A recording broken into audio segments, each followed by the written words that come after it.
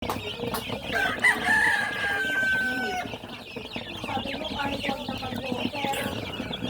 mga ka-farmers. Good afternoon. Share ko lang itong batch 4 natin. Batch 4 na po ito. So yung first batch natin ay nandun na sa ating barn. Ito ay 2 weeks old. More than 1 month na yung ating nasa barn. Pwede nang i-range actually kasi malaki naman na.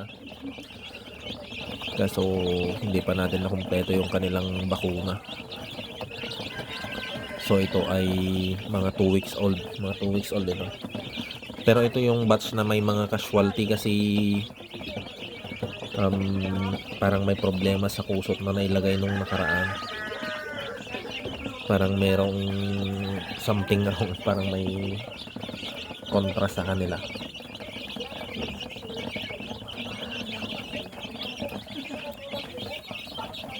More than 10 ang naging casualty nila noon isang araw, and then pinapalitan natin agad at buti na lang naka-recover sila. So ito sila ngayon, medyo malalaki na rin kahit papano. So hopefully tuloy-tuloy na yung kanilang pagiging okay. Marami pa ring native dito, kung mapapansin nyo, majority blacks. May mga RIR din na konti.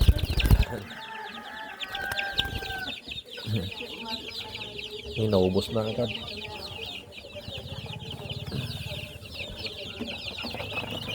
So yun, nagdagdag tayo ng kanilang pagkain dahil mabilis naubos.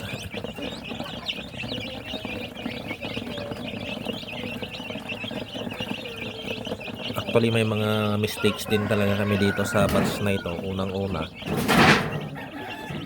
yung paglabas nila sa incubator is na delay. Bali 3 days sila doon at natuyuan. Nung nailabas namin sila, medyo mahihina and hindi natin napainom ng electrolytes kaagad. Buti na lang medyo nakakabawi na rin kahit papano. So hopefully magtuloy-tuloy na maging okay sila.